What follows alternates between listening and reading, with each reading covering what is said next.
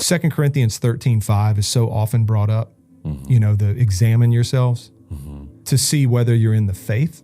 The way that's typically handled is this is about fruit, and this is about faithfulness, and this is about obedience.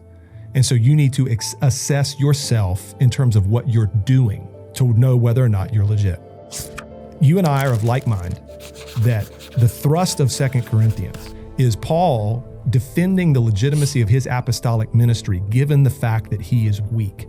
Over and against these quote unquote super apostles who, like theology-of-glory type stuff, are very impressive to the eye. Paul is not. And so what Paul is saying effectively here is you need to examine yourselves in terms of what you believe. You've heard the gospel from me, and you've heard the nature of the gospel from me, and everything that you're enamored with is opposite of that. That's right. It's theology of glory. It's strength and power and shininess, in the world. It's about you, and it's about the evidence and the fruit and all the stuff that we can see, rather than when I'm weak, he's strong.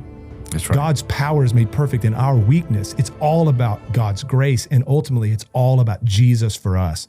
Examine yourselves, therefore, to see if you're in the faith is a call to examine, what do I believe? And am I trusting in Christ, or am I trusting in myself? Am I trusting in Jesus that he's enough, or am I looking to something else as though I have to supply it, or we have to supply it to be enough?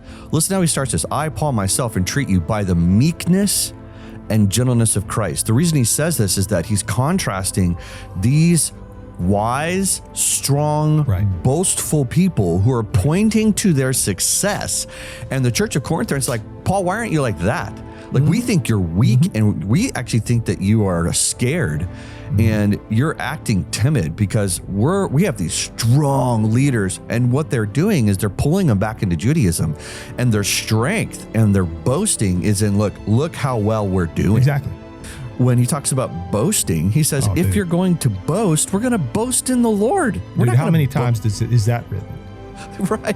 I mean, that's Jeremiah, but then it's 1 Corinthians 1 too. I mean, it's Ephesians 2. I mean, it's everywhere. Dear Christian, if you're sitting here and you wake up every morning and you groan and you're like, man, this just seems hard. That's because it's supposed to be.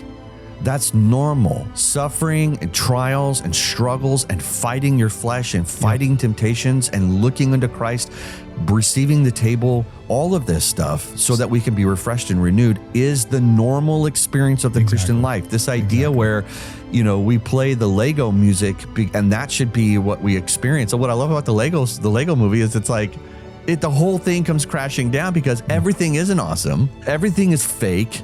Even the TV show, Honey, Where's My Pants? The whole thing is fake. And I love it because the whole I'm taking your word for it, John, because I've not seen any of these things. Oh, you got to go watch it. It's great. Because it's like everything is this awesome world until they realize it's fake. Yeah. It's not real. And this Christianity that you've been handed, this theology of glory, that's right. It's exactly like the Truman Show. Yeah. When you wake up and you go, this isn't reality.